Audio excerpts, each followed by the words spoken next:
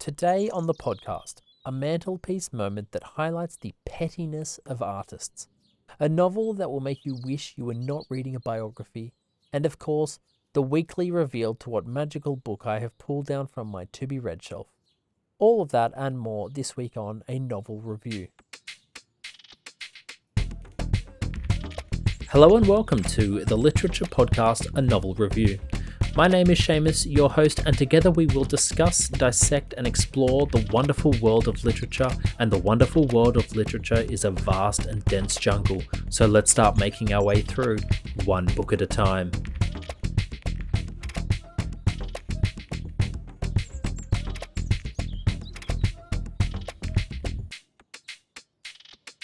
Hello, g'day, and welcome to the beginning of another episode of A Novel Review, a podcast exploring the wonderful world of literature. My name is Seamus and I am your host, and for today's episode, a biography by Richard Wright. But before I jump into this book, I always take a moment to reflect on any mantelpiece moments, something to highlight from the week past. And this week, a rather funny one, a very, very petty one. I read this thing about Beethoven. I was sort of doing a bit of listening of Beethoven, and then I decided to do a bit of reading about Beethoven. And I read it online, so, it has to be completely true then, am I right? Basically, the song For Elise, which I'm sure we all know the beginning tune of, he actually wrote for one of his students that he was in love with, and her name was Therese. Now, rumour has it she was not the most gifted student, so Beethoven made the melody really easy so that even she could play it, which is kind of condescending in its own way, but also very kind of a bit nice as well. But then disaster struck when Mr. Beethoven found out that Therese was already engaged to be married, and so he made the rest of the song really complex and difficult to play because then he knew that she would always fail to play it. And if that isn't the most hilariously petty background to one of the most iconic songs in the human history of music, then I don't know what is. Housekeeping, as always, all the scripts from the episode are available on my website, just in case you know of anyone who has a hearing impairment who might get a kick out of a written version of the pod. So head along, they are all free for use for all to enjoy. Also, all the episodes are available on YouTube with closed captions if that's more your cup of tea. And of course, lastly, don't forget to like, subscribe, 5 stars, just help other people find this pod. Black Boy by Richard Wright. Now, a friend told me about this book years ago, and I inevitably put it on the pile of books to buy and therefore read if I ever saw it out. The list is actually just a list on my phone, but that's a complete side note, waste of time. Anyways, fast forward to the present day, and I found myself in a lovely, chaotic bookshop, and there was a ragged old copy of the book. £1 seemed like a reasonable cost for a book, and so without reading the back of the book, without really knowing anything about the book, I picked it up, paid for it, and left. There is a reason I'm telling you all this, don't worry. So I got home and sat down, started reading the first few pages just to see what it was that I was in for, and I was instantly hooked. The story seemed so insanely crazy, it almost seemed unbelievable, and at this point in time, I was fine because I was reading fiction. Within the first few pages, the main character, who is a boy, had accidentally burned down his family home. That is one of the first things you read. Now, as I was reading this, I learned that the boy's name was Richard, which didn't really stir anything in me because I have read plenty of books where the main character of the story shares the name of the person writing it, until suddenly it dawned on me about 50 pages in. This is not fiction, this is an autobiography, which is quite frankly scary. So here is an overview. This is the story of Richard Wright's childhood from early memories until he is a young adult. I think it's around 22 years of age that he gets to. And basically, it is the life he lives and the struggles he faces as a young black man growing up in the South in America. On the cover, there is this quote from James Baldwin. Wright's unrelentingly bleak landscape was not merely that of the Deep South or of Chicago, but that of the world, of the human heart. This story is about Richard prowling the jungle streets in the South, a crazy compilation of stories and events such as being turned into an alcoholic by the age of 6, fed drinks by people who, as is written, were too desperate to be decent, even to each other. Going from job to job, dealing with a mother who is sick and suffers a stroke, a grandmother who is perhaps a bit too in touch with religion, a world that seems to act against him, Black Boy is the harrowing story of the childhood of Richard Wright. Now, because it is not a novel and instead an autobiography, it's actually kind of hard to do and talk about on an overview kind of sense because there is no clear storyline in the way that there probably would be in a novel. But that does not mean that we don't see developments, especially from the character or personal perspective, as this is someone growing up. In fact, this is one of the more interesting aspects of the novel. And I say interesting because it's incredibly sad, but it's one of the more interesting aspects of the novel. The portrayal of race, especially from the perspective of a black boy in a place like the South. Richard manages to elicit such a powerful form of honesty in the early stages of this novel.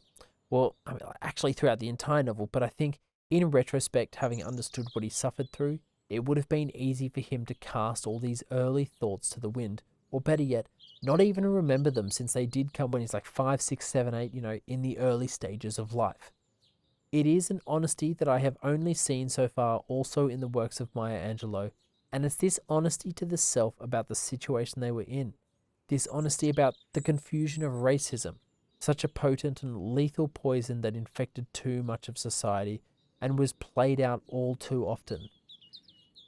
In the early stages of the novel, Richard is confused about the racial divide. He is young and innocent, and he's not young and innocent because that almost seems patronizing in a situation like this, as if his thoughts were naive and ridiculous. No, he's not young and innocent in these early stages of his life when, he saw black and white people as essentially the same people. He was simply just a human exercising what should be the most natural response to humanity. This is a quote that captures his confusion.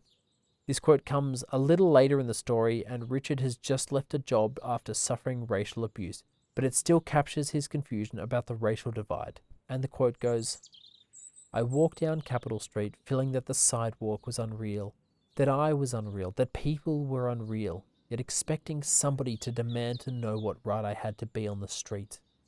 My wound went deep. I felt that I had been slapped out of the human race. When I reached home, I did not tell the family what had happened.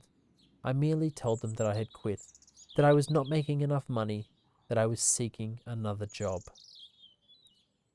I felt that I had been slapped from the human race. A boy growing up in a world he can't make sense of because of something that shouldn't matter. And yet, despite reading such heartbreaking lines as this, Richard still has this honesty, this courage to write his thoughts that go a little something like this. For weeks after that, I could not believe in my feelings. My personality was numb, reduced to a lumpish, loose, dissolved state. I was a non-man, something that knew vaguely that I was human, but felt that it was not. As time separated me from experience, I could feel no hate for the men who had driven me from the job. They did not seem to be individualistic men, but part of a huge, implacable, elemental design towards which hate was futile. What I did feel was a longing to attack, but how? And because I knew of no way to grapple with this thing, I felt doubly cast out. The fact that, despite suffering under the tides of racism, despite being abused for something he can't control, despite being driven from something he wanted, Richard still had not just the strength, but also the resolve to recognize that racism was an idea that was not representative of all white people. But despite this strength, Richard suffers, and a natural dislike does form, maybe even hatred forms towards white people, born from fear, experience, disgust, camaraderie even. One of Richard's earliest memories is that of his uncle being lynched. He knows people that are killed, he sees people oppressed. He has to keep his head low and be polite to people who do not deserve the respect. perhaps one of the best parts of this book is the writing itself. Richard has such a control of the text, such an understanding of what is being written and the importance of it, that the sentences just roll through easily and even build upon themselves to deliver some really remarkable writing. It is this kind of thing that really draws you into the text and make you not only understand, but also feel the world that is being presented to you. This was my first time reading Richard Wright, but it definitely will not be my last. And for that reason, I'm giving this book a 4.2 out of 5. So what am I reading this week? This week I am still tearing my way through some big boy books.